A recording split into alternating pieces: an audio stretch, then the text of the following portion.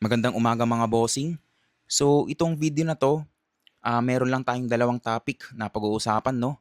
Unahin muna natin dun sa thumbnail natin. So kitang-kita niyo naman kung ano yung nakalagay diyan.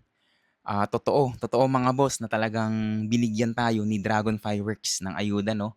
Pero hindi lang naman ako yung binigyan mga boss, marami din kaming mga pyro enthusiast talaga. So hanggang ngayon talagang hindi ako makapaniwala mga boss, talagang alam niyo 'yun, unti-unti na tayong napapansin ng mga big companies talaga 'no. Tapos si Dragon Fireworks pa talagang, nung nag-PM talaga si Dragon Fireworks sa'kin hindi ako makapaniwala mga boss hanggang ngayon. So, bago ko ipakita sa inyo mga boss yung mga binigay ni Dragon Fireworks sa'tin, gusto ko lang magpasalamat 'no kay Dragon Fireworks mismo. So, maraming salamat po sa inyo, kay Madam LM Santos ng Dragon Fireworks. Siya po yung nag-reach out sa akin. Maraming salamat sa'yo madam.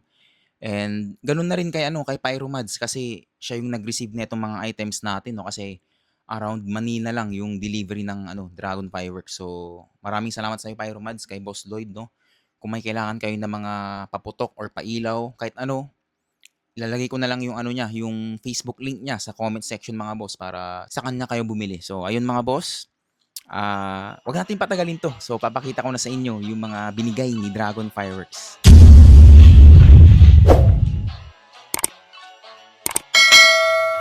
So ito mga boss 'no, yung unang box, itong malaki, ayan. So kita nyo, nandyan din yung ano natin 'no, naka-label din yung pangalan natin, Jansen Frianeza Pyro Box 1, ayan. So sa mga bumibili 'no, ng produkto ni Dragon Fireworks, siguro alam nyo na yung laman nito, ayan, nakalagay na rin ayan 6 pieces. Tapos ayan mga boss, may letter pa dito si Dragon Fireworks.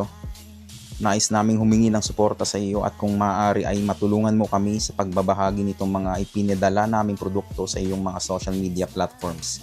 Lubos naming ikagagalak kung makita namin ang mga ito at maasahan mo ang tuloy-tuloy na samahan sa bawat darating na taon. Salamat sa pag-unawat at patuloy kayong magtagumpay. Dragon Fireworks Incorporated yan. Grabe, talagang purong Tagalog yan mga boss. So unbox na natin mga boss. So nabuksan ko na rin pala to nung binigay sa atin ni Boss Lloyd. Sobrang na-excite kasi ako nun mga boss. Hindi ako makapaniwala. Binigyan tayo ng ayuda. Ayan. So bago natin buksan lahat mga boss, ayan. May letter ulit. Sim lang din naman dito, ayan. Pares lang. So letter. Tapos ano pa? Ay, may ano pa boss May ano pa tayo. Ay, sticker ni Pyromads. Shoutout sa'yo boss. Ayan Subscribe kayo sa YouTube channel niya mga boss. Ayan Pyromads. Search nyo lang. Tapos, ito mga boss. May letter pa. Ayan. So, tignan natin.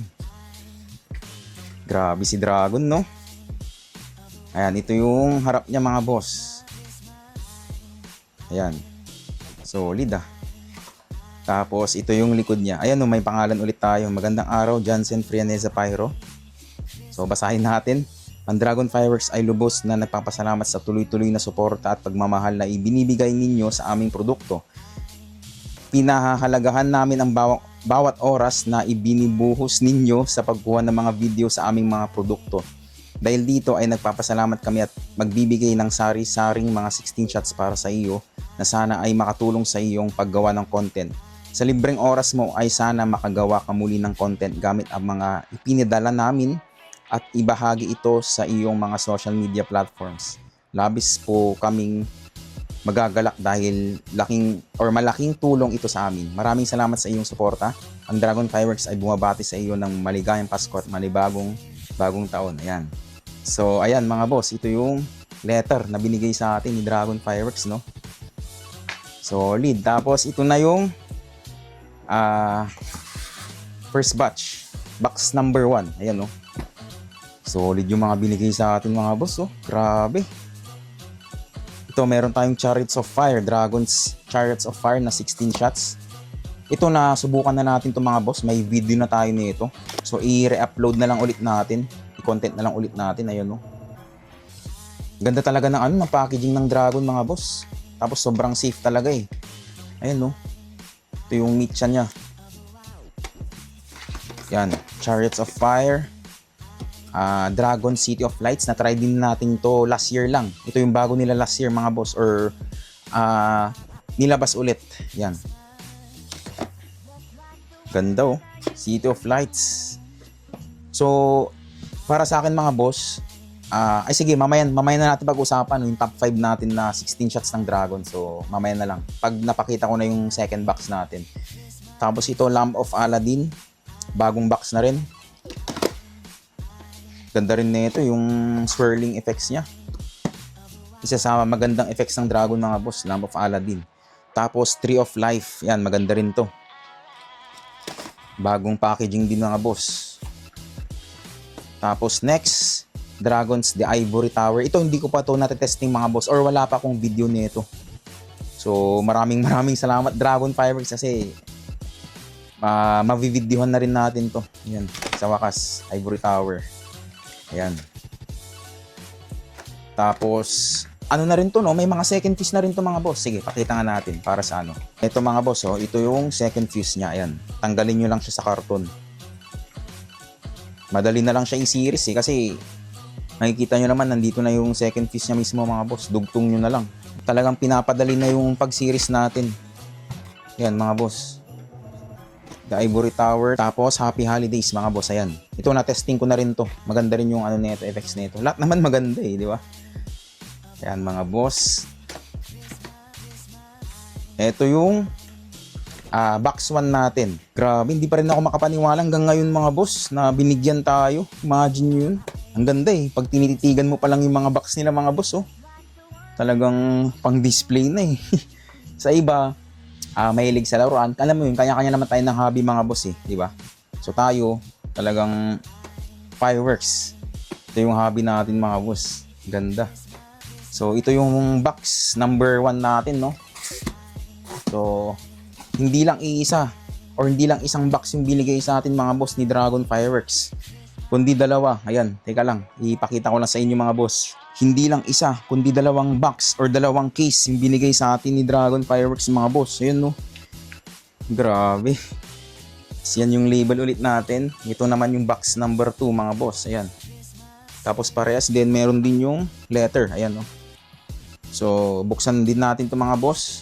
So, ito na yung box number 2 natin mga boss, no? Check natin yung laman. Ayan, no? Si Stellar Saga agad. Ayan, as usual mga boss, may letter ulit, si Dragon Fireworks. Ayan. Tapos, ayan, another sticker ulit, si Boss Pyromads. Ayan, shoutout sa'yo, boss. Dalawang sticker yung binigay sa atin. So, check natin kung ano yung mga laman netong mga to. Ayan, mga boss. Ganda talaga. Ganda ng bagong packaging nila eh. No? Kung makikita nyo, lahat, bagong packaging talaga lahat. So, ito, unahin natin si Dragon Rider. The Dragon Rider. Ito na testing na natin to. Magandang effects nito, makulay mga boss. Ayan. The Dragon Rider. Tapos ito, last year nilabas, The Stellar Saga or Dragon Stellar Saga. Ito hindi pa natin to na testing mga boss kasi last year sobrang late na ito lumabas. Yung City of Lights mas maaga siyang nilabas compared dito. Ito mga na eh, almost pa New Year na or end ng December. So hindi na tayo nakakuha nito. Buti hindi pa ako bumili nito kasi talagang bibili sana ako nito. Buti nagdalawang isip ako. So salamat kay Dragon, napasama sa binigay sa atin no, itong Stellar Saga. Ayan. Ganda rin ng effects nito mga boss. Para siyang brocade na alam mo yun, makulay. So, Crimson Rebirth. Maganda rin to, na testing na rin natin to. Yan. Tapos, Book of Ancients. Ito, maganda rin to. Brocade. Yan. Maganda din pang pang finale. Yan. Book of Ancients. Tapos, isa ito sa pinaka-paborito ng lahat. Forge of Elements. Yan. Ganda talaga ng nito ng crosset nito eh. Yan no. Forge of Elements. Na-testing na rin natin 'to mga boss. So last, Dragon's Eye of Osiris. Yan. Yan mga boss. Na-testing na rin natin 'to. So ito mga boss, ito yung second box natin.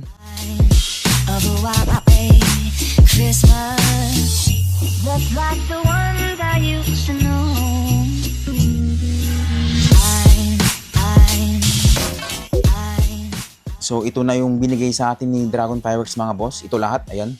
Bali, 2 case. 12 pieces lahat mga boss. Ayan no. Meron na tayong instant stash no para sa salubong. Grabe. Salamat Dragon Fireworks. Maraming salamat sa inyo. Ayan. So siguro mga boss, sisindihan na lang natin to ng paisa-isa. Yan, tagi-isang box sisindihan natin. Hindi na lang natin to isi-series para masulit natin mga boss. Ayan no. Pwede pa to pang next year no. Pogi talaga. Pogi ng mga box nila Parang mga laruan lang So, bago matapos tong topic number 1 natin mga boss, gaya ng sabi ko kanina, yung top 5 natin no, na 16 shots, kung ako yung papapiliin. So, una ko is yung Sword of Valor talaga. Kasi alam naman natin kahit sino sigurong pyro enthusiast, yun yung pipiliin din. So, Swords of Valor yung una. Pangalawa ito, Forge of Elements. Maganda rin to. Crusette. Sobrang ganda. Tapos, top 3 ko, ito. Chariots of Fire. Halos same effects lang naman sila ng yung Swords of Valor. Kaso, ito may crackling to. So, sobrang ganda rin na ito mga boss. Top 4 ko, ito na lang siguro, itong City of Lights. Ang ganda rin ito sa personal mga boss. Sobrang makulay. Gaganda ng mga strobe niya kumbaga. So, top 5, ito maganda rin to Osiris. Siguro ito na lang, itong Stellar of Saga. Kahit di pa natin i-testing or natetest fire. Pero based sa mga nag-upload na, maganda to mga boss. So, subukan natin to sa lubong mga boss. Ayan. So, ito yung mga binigay sa atin na ayuda ni Dragon Fireworks mga boss. 16 shots lahat, 2 case. Bali, 12 pieces. Yan. Grabe, instant stash agad no? Ayan mga boss. So, yun yung natin yung topic number 1 natin. So, mapunta naman tayo sa topic number 2 natin mga boss. Which is nandun sa title natin So, Dear Dragon Fireworks, bakit nga ba yun yung nilagay ko? So, actually nag-post na rin ako nito sa Facebook page, sa YouTube, tsaka sa TikTok. So, yung ko doon, yung topic ko doon or nilagay kong topic doon is ano ang namimiss mo na produkto ng Dragon Fireworks na sana ay ibalik nila, 'di ba? So, ang dami nag-comment doon Pero ang nilagay ko mga boss is 16 shots na Celestial Prophecy, 36 shots na Lord of Hanabi. Sana ibalik nila tong Lord of Hanabi kasi ang dami talagang nag-comment na na gusto nilang ibalik yung 36 shots na Lord of Hanabi. Ang ganda kasi ng niya mga boss, yung crosset niya. Tapos yung Funi, 'di ba? Chill lang siya kumbaga, hindi siya rapid, chill lang na firing. Aabot na lang yun ng 1 minuto sobrang sulit na yun. 'Di ba? So, fully ibalik nila yung Lord of Hanabi talaga mga boss. Kahit yun lang yung nila, unahin nilang ibalik, di ba? So, ang dami din kasi nagko-comment puro Lord of Hanabi, gusto nilang ibalik. So, Dragon Fireworks, baka naman, di ba? Sa mga nanonood dyan na taga-Dragon, baka naman. So, ayun yun yung nilagay natin. Tapos, meron ding 50 shots na Astral Voyager. 50 shots na Tale of Visionary. Ito, maganda to para siyang Atmos mga boss. Kaso, fan shape naman siya. 90 shots na Valley of Kings. So, sa consumer market ngayon, na binibenta, yung Age of Aquarius na lang yata yung 90 shots na fan. So, meron siyang kakambal dati na Valley of Kings. Ito, maganda rin to mga boss. Meron ding upload si si Boss Gabriel Garcia, yan. Tapos, Sky Rockets, Quitties, mga boss, yan. Ang dami din nag-comment na sana ibalik nila yung Quitties. Kasi sobrang solid ng Quitties nila. Although, hindi mo siya pwedeng ipang barrage kasi yung gamit nila is yung Visco Fuse, yung ginagawa nila, sariling gawa. Medyo mabagal yun pero para sa akin is okay lang kasi nung panahon nila Aquino mga boss, talagang Dragon Quitties lang yung ginagamit namin nun. As in 1,000 pieces binibili namin, ni isa walang palpak. Yun nga lang, syempre mapapagod ka sa pagsindi kasi yun nga, hindi siya ganun karapid pero ginagawa namin ng paraan nun papel yung ginagamit namin sa pagsindi or yung kawayan na may cloth tapos sausaw sa gas tapos kandila yun. So nakakamiss lang yun mga boss. Naalala ko yung presyo nun nasa nasa 800, 1,000 per box, 100 pieces na yun. So nakakamiss lang yung Dragon Quitties nila. So actually ang daming nawala sa Dragon mga boss, sa totoo lang. Unahin natin doon sa nila, sa mga firecrackers nila. Ayun, isa na yung Quitties, mga Dragon Beast, 'di ba? Yung mga pambata, marami sila, yung mga tank, smoke bomb. Ano pa ba yung mga nawala nila? Yung Dancing Dragons na na OG, yung kulay black. Naalala ko yun. Meron din sila mga ano mga whistling rockets, yung mga baby rocket, ganyan. Ano pa ba yung mga yung mga yung celebration crackers mga boss. Ang ganda nga ng ano niya, ng packaging niya, yung para siyang tikoy, di ba? Parang ibibigay mo sa kapitbahay mo parang tikoy no? Kulay blue yun or sky blue yung box niya naalala ko yun So, ayun, firecrackers, ano pa ba? So, i-comment nyo na lang no kung meron pa akong nakalimutan. Tapos doon naman sa mga nila, small caliber nila na aerials. Ito, maraming nawala itong mga boss, yung mga comets nila, no? Yung mga Pili Festival, Rainbow Warriors, ano ba yung mga naalala ko? Midnight Madness, Angel in the Sky, may mga whistle yung mga yun Tapos, meron din yung The Lost World. Kaso, nilabas na siya nung 2022 yata yun, kung di ako nagkakamali. Pero ginawa siyang comets. So, originally, ang effects nun is, aerial talaga. Pati yung yung Paradise, Tropical Paradise. So, nung 2022, yung dalawang yun, yung Tropical Paradise tsaka yung The Lost World, nilabas ulit siya nung 2022. Kung di ako nagkakamali or 2023 yata yun. Alam ko 2022 yun Tapos ginawa nilang comets yun. Kaso, di ko lang alam kung bakit nawala ulit. Parang isang December lang tapos biglang nawala ulit no? Puro comets, pero originally talagang fireworks yung mga boss. Tapos ano pa bang mga small caliber? Wala na yata. Kung meron man, i-comment nyo na lang mga boss. Tapos sa mga large caliber naman 16 shots, Celestial Prophecy, ang ganda talaga nung red flickering effects nun Kasi parang bihira na yung red flickering effects sa Dragon ngayon na available sa sa consumer. Ang alam ko yung na lang yata, yung Dawn of Regents na lang yung merong red flickering effects. Pero hindi lahat meron, depende sa manufacturing date kumbaga. So ayun, Stone of Sages, yan, nawala din yun. Lord of Mohicans, maganda yun, na-testing na namin dati yun. Ganda rin yung, meron din siyang paikot-ikot yung mga swirling effects. Lord of Hanabi, meron siyang 16 shots na variant dati. Yung Pearl of the Pacific na 16 shots, meron din nag-comment sa atin na meron daw 16 shots na version na ganun. Tapos, ano pa ba yung mga nawala? Rise of the Phoenix, yan. Nawala din yun. So, sa 36 shots, mga boss, parang dalawa lang yata yung nawala, kung di ako nagkakamali. Yung Lord of Hanabi tsaka yung Orient Express. So, sa professional line talaga yun yung maraming nawala mga boss. Gaya ng sinabi ko kanina, Astral Voyager, Tale of Visionary, Valley of Kings, World of Wonders, Winged Victory, marami pang iba. So i-comment nyo na lang mga boss. Alam nyo yun, hindi naman masamang mag-suggest kay Dragon kumbaga, di ba? Na hopefully ibalik nila yung mga cakes na meron dati tapos biglang nawalan, di ba? Kasi sa totoo lang medyo numinipis na yung choices natin sa Dragon Fireworks, di ba? Parang kunti na lang talagang matitesting na natin lahat So, pero maganda naman mga boss is naglalabas din sila ng mga bago, di ba? So tulad last year yung Cosmic, yung 3 fan nila, tapos binalik tong Saga, tsaka itong City of Lights. Tapos ngayon mga boss, may balita na maglalabas ulit sila ng 3 bago. Isang 16 shots daw, isang 36 shots, tsaka isang yung 2-inch na bombshell, yung parang Symphony Coco, ganun. So siguro yun yung sadya nila, talagang nag-aalis sila ng items para mapalitan ng bago. So sa mga nanonood na taga Dragon, sana po maibalik ninyo yung mga cakes na nawala. So ayun lang mga boss, yun lang naman yung gusto kong ibahagi sa inyo sa video na ito. So ayun lang naman mga boss, maraming salamat sa inyo, and don't forget to like, share, and subscribe para ma-update ka sa mga videos kong paparating. So maraming salamat ulit sa inyo, Dragon Fireworks, kay Madam LM Santos, kay Pyromads, kay Boss Lloyd, no? So ayun mga boss, maraming salamat sa inyo at kita-kita tayo sa susunod kong video.